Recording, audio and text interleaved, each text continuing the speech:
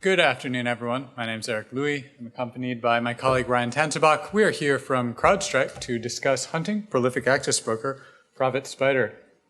Before we begin, a little bit about myself. I've been working in threat intelligence for over 10 years at CrowdStrike. I focus exclusively on e-crime. Previously worked at Deloitte and the Department of State. I presented at the SANS CTI Summit and Virus Bulletin, and I've included some contact information if you want to get in touch after the brief. Ready to Thanks, Eric. As Eric said, my name is Ryan Tancibok. I've also been in cyber threat intelligence for about 10 years, spent the last 6 of that reverse engineering malware. I do not live nearly as interesting a life as Eric does, so as you can see, I have no social media there. So take that, make whatever conclusions you want from that, but if you do need to get in touch with me, feel free to use the email address there. So let me turn it back over to Eric here, and we'll get started with the stuff you came to see. All right, our agenda for today, we'll start off with background on Profit Spider, discuss the adversary's intrusion techniques, go into some depth on their tooling, discuss a few incidents we believe indicate the adversary is an access broker, and conclude with hunting recommendations. So let's get started with background on Profit Spider. This is an e-crime group we assess has been active since at least 2017. They achieve initial access through opportunistic yet relatively low volume campaigns exploiting vulnerable web servers. For this, they primarily leverage known vulnerabilities, and their infection chain has been relatively distinctive and consistent, which has allowed us to track and attribute them. Finally, as I mentioned, we have seen multiple Profit Spider incidents which culminated in ransomware data extortion, and we believe these indicate the adversary is an access broker. Let's turn now to the adversary's intrusion techniques. As I mentioned, Profit Spider achieves initial access by exploiting vulnerable internet-facing servers. They've used publicly disclosed vulnerabilities in a wide variety of platforms you can see listed on this slide. For this purpose, the adversary heavily uses the testing framework Burp Collaborator. We've also seen limited cases where Profit Spider attempts to conduct SQL injection. The adversary is comfortable on both Linux and Windows. On Linux, they frequently deploy a lightweight Perl reverse shell frequently named bc.pl. We've also seen them attempting to use the Python pty module to establish a shell. They really like using the wget utility to download additional utilities and backdoors. In fact, they like wget so much that one of the first things they do on Windows is spawn PowerShell underneath the web server process to download wget from one of their C2s. And then they use this copy of wget to download additional utilities and backdoors from their C2s. I mean, wget's just great, right? And then they also will create services to run their backdoors on Windows, which Ryan will discuss more. In terms of persistence, the adversary frequently, but does not always, drop web shells to provide a backup persistence mechanism. They sometimes also echo the web shells in base64 encoded form on the command line. The adversary tends to prefer JSP web shells like Godzilla, but we've also seen shells written in Razor pages. As I mentioned, the adversary will create services for persistence on Windows. On Linux, we've seen them attempting to compile binaries using GCC. We've also seen Profit Spider attempting to deploy OpenSSH utilities like SFTP server or SSHD. We assessed these were likely intended as secondary persistence mechanisms. In terms of defense evasion, Profit Spider will delete logs, clean up backdoors when they no longer need them. They will also delete registry keys that are set when they use utilities like PSCP, which I will discuss further. Profit Spider's primary focus is harvesting legitimate user credentials. On Windows, they will use volume shadow copies to dump NTDS.DIT as well as the SAM store. They will also try to copy the SAM using the regsave command, and like almost everyone, they love Mimikatz. On Linux, they will use grep to search for private keys and will also use cat to output SSH key files they find. On either Windows or Linux, they will compress credential files they find into 7-zip archives. We've also seen them using the tar format. In terms of discovery, the adversary uses standard Windows or Linux utilities for host and network information gathering. They will use a proprietary binary known as pscan or an open source utility called txportmap to scan internal IP ranges to determine where they can move laterally. They will use this regquery command to attempt to locate NTDS.DIT in order to dump it. On Windows, they will look at local session manager logs, which tells you which RDP users have logged into a system. The adversary does not do a lot of privilege escalation. They primarily rely on using administrative credentials they dumped. But I wanted to highlight a couple interesting quirks. On some Oracle Linux servers, there is an NMO sudo binary. It's basically a copy of sudo that seems to exist on some Oracle servers, and they basically use that instead of regular sudo. We've also seen them use compiled binaries for the zero logon CVE. In terms of lateral movement, they use their stolen credentials to move around a network, typically connecting over SMB or SSH, but they have also used Telnet when it is still available. They will use the WinExe tool on Linux systems to create services on remote Windows hosts. This allows them to easily move between different operating systems. Finally, in terms of exfiltration and command and control, Prophet Spider will send the archives I mentioned earlier that contain credentials to their C2s using PSCP or FTP. This exfiltration has occurred exclusively to IP addresses. Similarly, as Ryan will discuss, the adversary's backdoors communicate with C2 IPs over TCP port 443. Now we'll turn it over to Ryan to talk about their tooling. Thanks, Eric. So we're going to go over first a little bit of a timeline of some of the custom tools that Prophet Spider uses. Now, before we get started, Eric did mention both a Perl backdoor and there's also a network scanning tool that the group uses. These are technically custom tools, but I'm not going to cover them in much detail because they're basically just scripts that do very simple, very easy tasks, and there's not much unique or very noteworthy about them. So on the timeline here, what we're going to start with is Proxy, which is a SOC 5 proxy that the groups used, which the earliest samples of, as you can see there, from 2015. Now there's a slight caveat about the dating there, which we'll go into when I talk about Proxy in more detail. And then in 2017, we have the very first custom rat that the group uses, and that's called GoTroj. And it's written in Go, and then will be followed in 2020 by GSH Pro, which is also written in Go. And then for a little while, there's not much new development there until in 2022. As you guys can see, we have two new tools that come up, which are Ishmael and Ezekiel, which we'll go into detail, but they represent kind of a shift both in how the authors are developing the tools and what the capability sets are that they include. So to get started, we'll look at Proxy. So as I said, the earliest builds of Proxy that we have date to 2015. The caveat that I want to give to the group here is that we, as CrowdStrike, have only tracked Prophet Spider as a distinct threat group since about 2017.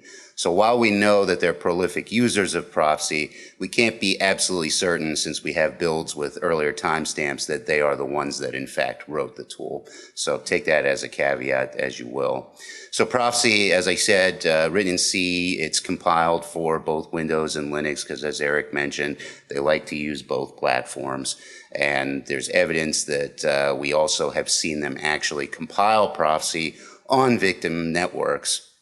And the way we know this is we have some GCC assembler files that we've recovered, which indicate not only that they compiled the tool, but they suggest that it might have an internal name of AutoD. Now, we can only speculate why that is. One possibility may be that when they're compiling it on Linux systems, that they may wish to disguise the source files as components of the Linux AutoD logging daemon. That's just a guess. We don't know for sure that that's actually their intent.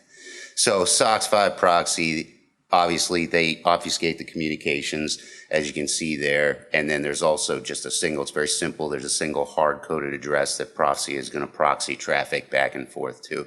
So pretty simple tool and one of their earliest. So moving forward then to 2017, we have GoTroj. And as I mentioned at the timeline, GoTroj is their first custom remote access tool. GoTroj is written in Go, which obviously gives it the cross-platform capability that we talked about that they enjoy. GoTroj also has I categorize it as fairly basic, but also a fairly capable set of commands that you can see in the table on the right-hand side there that define, a good remote access tool. I would call your attention to the very bottom, point out #P command here, which is unimplemented, but we will see that again later, and that will actually be a point of evidence to help link to one of their later tools. So GoTroj, as I mentioned, simple remote access tool, also uses custom communications protocol. So Eric mentioned before that Prophet Spider likes to conduct their communications over TCP port 443. GoTroj does this. GoTroj does obfuscate that traffic using a single byte XOR key. Now, the malware is designed to use a pseudo-random key for these communications. However, there's an implementation flaw in GoTroj wherein the authors do not properly seed the Go pseudo-random number generator. So, in fact, what you get is a predictable XOR key for all the traffic that GoTroj produces.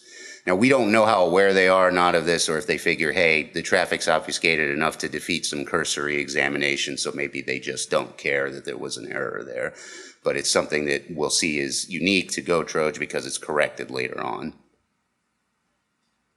Now, if we move forward to 2020, then we have GSH Pro.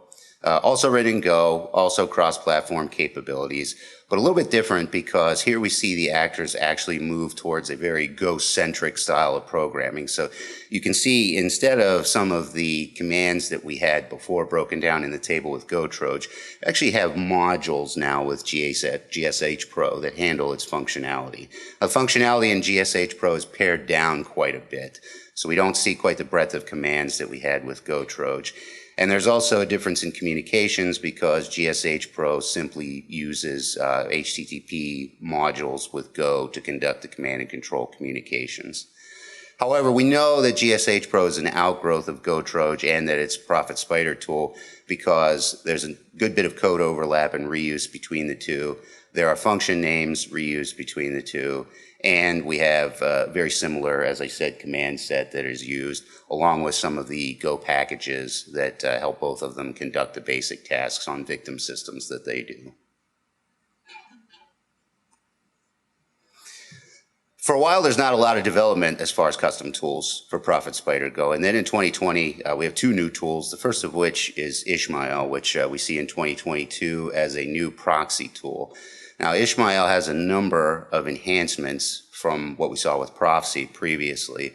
First and foremost is Ishmael is compiled primarily for Windows and only in 64-bit builds, which is interesting because we see less of the cross-platform nature. Now, again, this is fairly new and we still only have so many builds, so there might be some that we don't have at the moment, but this is all we've seen so far.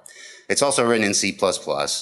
And it uses a dual mode of operation, which is it can easily be given a simple remote host port destination to proxy traffic to and from the Prophet Spider C2. But it also has a new mode that's built in, which allows it to act as a proxy server. And this is a much more powerful feature because, as you can guess, if you're in a victim network, this could be very useful for staging data for exfiltration and or additional tools that you want to deploy throughout the network. We also have support for both IPv4 and IPv6, so it can be given, direct connections for either, and it can process that. Ishmael also has the ability to execute arbitrary position-independent code, which is something that obviously Prophecy did not. Now, this is a very limited feature in nature, so the size and the execution are very simplistic and very small of the code that it can execute. We hypothesize that this is a simple fail-safe feature so that if there are other remote access tools or ingress tools that they have in the network are evicted or otherwise, shut down from some sort of response or other unforeseen circumstance, if they still have Ishmael in the network, it allows them to bootstrap and regain some sort of foothold there. Now, what really makes Ishmael an interesting new development is the communications protocol because they try to implement what I have only been able to best summarize as a flawed attempt at forward secrecy. So we can take a look here. And I'm not going to read through that entire diagram for you. If any of you are truly interested in crypto stuff, come find me with a beer and we can talk about each step in that process a little bit later. But the important thing to note here is the flaw in this comes with the fact that the pseudo-random 4-byte client key that is used as part of the session key generation is in fact exposed during the registration process. So that if you have an Ishmael binary and you capture either the registration packet or the registration response packet, you can in fact reconstruct the session key yourself. Now, again, similar to the situation with GoTroj, we don't know if they're aware of this flaw or not and simply don't care because, of course, they are still obfuscating the traffic against, any cursory examination. So they may not care so much that, they do have a fundamental flaw in the protection of the session keys as long as they're encrypting the traffic. And all this is done with RC4, by the way, is the algorithm that they use. The other tool we see in 2022 is Ezekiel, which is the most recent rat that they have created. And Ezekiel is sort of the penultimate, growth of them paring down the command sets in each of their remote access tools. So you can see with Ezekiel there, other than processing arbitrary shell commands, it really only has 2 built-in functions that it's capable of performing. And I reminded you guys earlier with GoTroj to pay attention. We see here again, we have £P.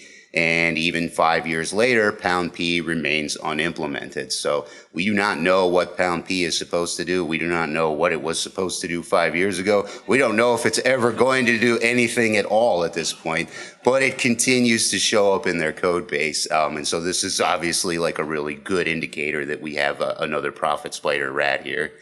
Also, great indicator is they go and reuse the communications protocol from GoTroj for Ezekiel. So you're dealing with the precise same, custom binary protocol, and you're dealing with the precise same obfuscation. Now, for those of you that are wondering, they did correct their mistake, and writing Ezekiel in C++ seeded the random number generator this time. So we do, in fact, get pseudo-random XOR keys with the communication. So I know you'll all rest easier knowing that our obfuscation is done correctly this time with Ezekiel. And the final thing that really sets Ezekiel apart is that it uses a session-based communication structure. And what I mean by that is when it's not actively receiving commands or one of those 2 built-in instructions from the C2 server, it will actually sleep for a pseudo-random amount of time, between about 45 minutes and an hour and a half, before attempting to basically ping the C2 again. We believe this is probably an effort by the authors to reduce the overall volume of traffic that the implant produces, such that when it's idling and they're not actively using it in a network, it's not going to produce a lot of noise that someone, inspecting the network traffic coming from the organization might be able to home in on. So this is probably one way in which they're trying to reduce their noise ratio a little bit within the network. So now that we've gone over each of the tools, what are some observations, what are some takeaways, what are some things we care about from that? So number one is we can see that as that timeline progresses, we have a shift from the preference in the early years for building tools in Go to going to C++ now. They also very heavily, especially with the most recent C++ tools, favor the MinGW development environment. Almost all of them are built there. We also have custom binary communication protocols for pretty much all their tools, with the exception of GSH Pro, really. So, they really like to do a custom job there. We also have some evidence with the communications protocol that Ishmael uses that maybe they're trying to advance their obfuscation there, although it's still a little early to tell with that because we have not seen any other implants or tools that Profit Spider uses that implement that same communications protocol or another attempt at it. So we don't know if that's something that they're going to try to build into things in the future, or if that was a one-off deal just for the Ishmael proxy. And then we can also look, as Eric said, to their persistence and execution. And for Windows, that pattern has remained almost unchanged. They always want to use a service. So all their tools in the Windows environments are specifically designed to execute as a service.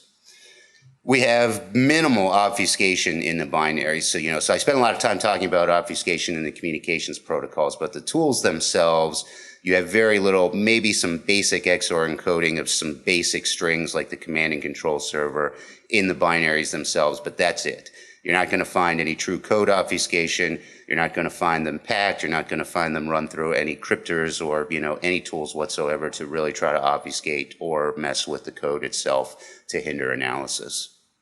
And then last but not least, with the remote access tools, we see a continual paring down of the functionality there. And I think that's an interesting trend that keeps us connected with sort of the way that they're headed in the tool development, because with each new Profit Spider tool, that's a remote access Trojan, we have less and less built-in command features. Now, why they're doing this, we don't know, but it's an interesting pattern, and it helps us connect, each additional, more recent tool that we see, because, they really seem to be paring it down to the bare minimum to do what they need to do. So now we've looked through all the tools. I'll turn it back to Eric here, and he can talk a little bit about some access broker incidents with them. Thank you, Ryan. As Ryan mentioned, I'd like to now discuss a few incidents we believe indicate the adversary is an access broker. So we have seen multiple breaches we attributed to Prophet Spider that were followed by ransomware or ransomware-free data extortion. In all cases, the incidents occurred at least 2 weeks following the initial Prophet Spider intrusion. The ransomware attacks we saw involved Egregor or MountLocker ransomware, and the ransomware-free data extortion event was by the so-called Dark Angels team. Now, I've highlighted tooling we saw in these incidents. This includes CrowdStrike, AD-Find, PowerSploit, WinSCP, and PSExec. I list these tools not because any of them are inherently noteworthy in the broader e-crime landscape. All of these are really quite common overall. However, all of these are quite rare and actually otherwise unseen in our larger corpus of Prophet Spider intrusions. Therefore, they serve to differentiate all of these cases significantly from the standard Prophet Spider infection chain I just described. Based on these cases, we performed an ACH. We enumerated the following 3 hypotheses. First, Prophet Spider actors occasionally participate in ransomware or data extortion campaigns. Second, the actors actually overlap directly with those groups. And then third, Prophet Spider is an access broker granting access to third parties. We assess that hypotheses 1 and 2 are overall less likely. This is due first to Prophet Spider's overall highly consistent TTPs, as I just discussed, which diverge significantly from the ransomware and data extortion incidents I mentioned on the previous slide. Additionally, we have tracked numerous other Egregor, MountLocker, and Dark Angels incidents, and none of those other incidents, besides the ones that I just previously listed, overlap at all with Prophet Spider's infection chain. Finally, we know that hypothesis 3 is highly consistent with many ransomware and data extortion actors' MO. Many of them choose not to achieve initial access themselves and choose merely to purchase the access focused exclusively on post-access exploitation. Therefore, we conclude that hypothesis 3 is in fact the most likely hypothesis. Therefore, Prophet Spider is likely an access broker. I'd like to conclude now with some hunting recommendations for detecting Prophet Spider. In terms of network behavior, DNS requests by processes underneath your web server processes to subdomains of ostify.com are characteristic of adversaries using burp collaborator. You may also see subdomains of interactsh.com. That's another similar web app testing framework. The adversary uses these somewhat distinctive URL paths as well, as I will discuss on the next slide, filename.bin and 1 and 2 characters.pl. In terms of file names, I mentioned bc.pl. That's the most common name for their Perl backdoor, but we've seen a couple variations that will typically be deployed in var/temp on Linux. On Windows, they will download wget, 7-zip, and PSCP with the .bin extensions into the temp directory. They will try to save the SAM, as I mentioned earlier, using regsave, into a subdirectory of the temp directory on Windows. And in general, they also like to name their backdoors with a .bin extension on Windows. In the Windows temp directory, they will sometimes create a subdirectory named 7FDE or 8FDE, so that can also be used for threat detection. Finally, turning now to process behavior. If you see PowerShell underneath your web server processes with all those flags, that's probably not great in general. Just putting that out there, hot take. They will use this dnscmd/enum zones command, which saves the DNS zones file as part of their network reconnaissance. As I mentioned, they use volume shadow copies for credential dumping. They will use wget to download files from that filename.bin path I mentioned earlier. They will unset the hist file and save hist on Linux. Also on Linux, they will use ls and cat to poke around within these .ssh directories. Their Perl backdoor is run with 2 arguments, an IP and a port, typically a remote IP and port 443. And the pscan binary I mentioned earlier is run by specifying an internal IP range and a port number, typically 445. This concludes our talk. We hope you've enjoyed it, and we are happy to take any questions you may have at this time.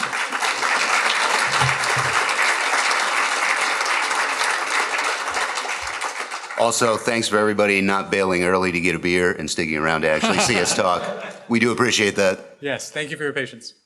Hey, so there's like a bit of a meme with malware devs that Go gives reverse engineers a hard time due to null string termination, large binary size. I was wondering, did that play into a difficulty in reversing and attributing those Go tools to this actor?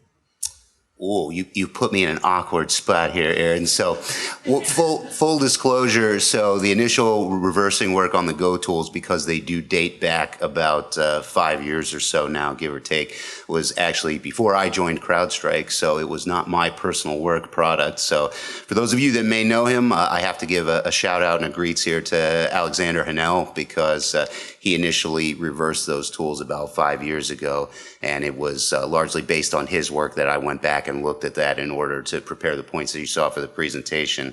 So to answer your question, I'm not entirely sure all the difficulties he experienced 5 years ago. I'm sure that those were part of them. I can say now that some of the tools we use have improved in terms of dealing with Go binaries, but some of the things you mentioned are still a bit of a struggle. There's some scripts, there's some helpers out there, and the men and women at Hexrays are trying to make IDA Pro do a nicer job at parsing some of that out when you use it. But yeah, there are still some struggles with Go binaries.